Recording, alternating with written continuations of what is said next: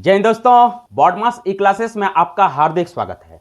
दोस्तों, अगर आप 10th पास है, अगर आपका मिनिमम क्वालिफिकेशन मैट्रिक पास है, अगर आप सरकारी नौकरी की तलाश कर रहे हैं, तो मैं आपको आज के इस वीडियो में मैं बताने वाला हूं कि कस्टम विभाग की ओर से जो है आपका नौकरी निकला है। कस्टम विभाग की ओर से भर्ती से जुड़ा हुआ आवेदन स्टार्ट हो चुका है। इस कस्टम विभाग की ओर से नौकरी से जुड़ा हुआ क्या क्या डिटेल्स और जानकारी रहने वाला है, टोटल चीज का मैं विस्तार पूर्वक मैं आपको इस वीडियो के अंतर्गत विश्लेषण करके आपको जानकारी देने वाला हूं। क्या एज लिमिट रहने वाला है, कौन कौन फॉर्म को भर सकता है, क्या सिलेक्शन प्रोसेस रहने वाला है, फी कितना लगेगा, टोटल चीज का विश्लेषण करके मैं आपको जानकारी इस वीडियो के अंतर्गत देने वाला हूं। तो वीडियो में आगे बढ़ने से पहले आपसे बस एक छोटा सा रिक्वेस्ट है कि गवर्नमेंट जॉब्स के रिगार्डिंग लेटेस्ट अपडेट और नोटिफिकेशन सबसे पहले प्राप्त करने के लिए हमारे इस चैनल को सब्सक्राइब कीजिए। तो चलिए वीडियो में आगे बढ़ते हैं और देखते हैं कस्टम विभाग की ओर से क्या क्या डिटेल्स हमारे पास उपलब्ध रहने वाला है। तो चलिए सबसे पहले मैं आपको इस भर्ती का जो विभाग अर्थात डिपार्टमेंट की जानकारी दे दूं। तो याद रखिएगा, ये जो वैकेंसी है वो आपका कस्टम डिपार्टमेंट मुंबई की ओर से निकल के आई है, यानी मुंबई कस्टम विभाग की ओर से यह वैकेंसी आपका रहने वाली है। ग्रुप सी के पोस्ट रहने वाला है इसमें आपका, जिसमें 2 पोस्ट पे आपका वैकेंसी रहने वाला है। जिसमें पहला पोस्ट आपका रहेगा सीमैन का, जिसमें टोटल 33 पद है, और दूसरा जो पोस्ट रहेगा वो आपका रहेगा ग्रेजर का, जिसमें 11 पोस्ट है। तो सीमैन और ग्रेजर अर्थात इन 2 पोस्ट को मिला के टोटल 44 पोस्ट पे जो आपका मुंबई कस्टम विभाग की ओर से ग्रुप सी के पोस्ट पे आपका वैकेंसी रहने वाला है, भर्तियां ली जा रही है। अप्लाई डेट का बात करें तो देखिए 2 नवंबर से इसका और जो है वो आवेदन स्टार्ट हो चुका है, और इसमें आवेदन करने का जो लास्ट डेट है वो याद रखेगा आपका 17 दिसंबर 2024 रहने वाला है। यानी लगभग आपको जो है 1.5 महीना का जो है वक्त दिया जा रहा है इसमें आवेदन करने का। तो आप अगर आप इसमें आवेदन करना चाहते हैं तो जल्द से जल्द जो है आप इसमें आवेदन कर दीजिए। और याद रखिएगा, मोड ऑफ एप्लीकेशन आपका ऑफलाइन रहने वाला है, ऑनलाइन नहीं रहेगा, ठीक है। यानी ऑफलाइन मोड पे आपको जो है अप्लाई करना पड़ेगा, फॉर्म भर के जो है उसको कार्यालय में जो है आपको सबमिट करना पड़ेगा। तो सबसे इंपॉर्टेंट बात है कि ऑनलाइन मोड पे इसका एप्लीकेशन नहीं हो रहा है, ऑफलाइन मोड पे आपको अप्लाई करना पड़ेगा। लास्ट डेट को अब मैंने बता दिया आपको 17 दिसंबर 2024, ठीक है।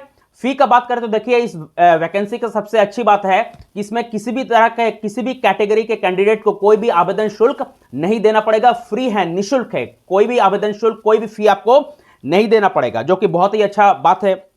चलिए अब देख लेते हैं कि एज का। तो याद रखिएगा, मिनिमम एज 18 साल है और मैक्सिमम एज आपका 25 साल है। यानी एज लिमिट आपका 18 साल से लेकर 25 साल रहेगा। और एज का जो कैलकुलेशन किया जाएगा वो याद रखिएगा 17 दिसंबर 2024 के अनुसार किया जाएगा। यानी 17 दिसंबर 2024 के अनुसार मिनिमम एज और मैक्सिमम एज का कैलकुलेशन किया जाएगा।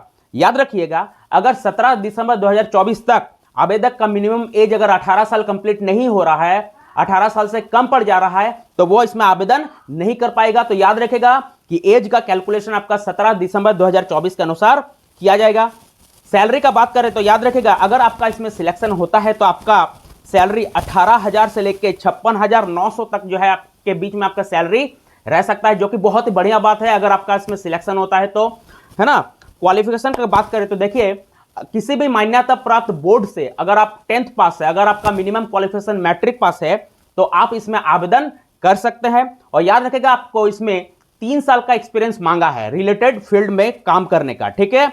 तो सबसे इंपॉर्टेंट बात है कि सिर्फ 10th पास होने से ही नहीं होगा, आपको 3 साल का एक्सपीरियंस इसमें मांगा गया है ना, सीमैन या ग्रेजर वर्क का। क्लियर है। चलिए सिलेक्शन प्रोसेस का बात करें तो देखिए, इसमें आपका पहला स्टेज रहेगा रिटेन एग्जाम, अर्थात लिखित परीक्षा होगा। वो लिखित परीक्षा आपका ऑनलाइन भी हो सकता है या ऑफलाइन भी हो सकता है, तो वो आपको जो है उसका ऑफिशियल वेबसाइट पे बता दिया जाएगा फ्यूचर में। दूसरा जो स्टेज रहेगा वो आपका पीईटी रहेगा, यानी फिजिकल एंड्योरेंस टेस्ट, जिसमें आपको स्विमिंग का जो है टेस्ट लिया जाएगा। तीसरा जो स्टेज रहेगा वो आपका मेडिकल टेस्ट होगा। चौथा जो स्टेज रहेगा वो इसके अंतर्गत आपका डॉक्यूमेंट्स वेरिफिकेशन, यानी आपके जितने भी सर्टिफिकेट है, आपके जितने भी डॉक्यूमेंट्स है, उसका जो है सत्यापन किया जाएगा, उसको चेक किया जाएगा। और लास्ट जो स्टेज रहेगा उसमें आपका फाइनल मेरिट लिस्ट तैयार किया जाएगा। फिर फाइनल मेरिट लिस्ट में जिन जिन स्टूडेंट का, जिन जिन कैंडिडेट का नाम आएगा, उनको ही इसमें जो है आपका सिलेक्ट किया जाएगा। तो याद रखेगा, सब इसमें जो है आपका टोटल 5 स्टेज रहने वाला है। फिर से मैं बताता हूं, पहला रिटन एग्जाम, दूसरा आपका फिजिकल एंड्योरेंस टेस्ट, तीसरा आपका मेडिकल टेस्ट, चौथा आपका डॉक्यूमेंट्स वेरिफिकेशन, और 5th नंबर का आपका final merit list. Final merit list के बाद जो है जिन जिन स्टूडेंट का नाम आएगा उनको इसमें आपका सिलेक्ट किया जाएगा। चलिए अब बात कर लेते हैं फाइनल इसके ऑफिशियल वेबसाइट का। तो याद रखिएगा, इस वैकेंसी का जो ऑफिशियल वेबसाइट है वो आपका www.mumbaicustoms zone1.gov.in। तो ये जो ऑफिशियल वेबसाइट है, इसी ऑफिशियल वेबसाइट पे आपको इस वैकेंसी के रिगार्डिंग टोटल जानकारी मिल जाएगा। टोटल डिटेल्स का जानकारी आपको इसी ऑफिशियल वेबसाइट पे जाने पे आपको जो है मिल जाएगा।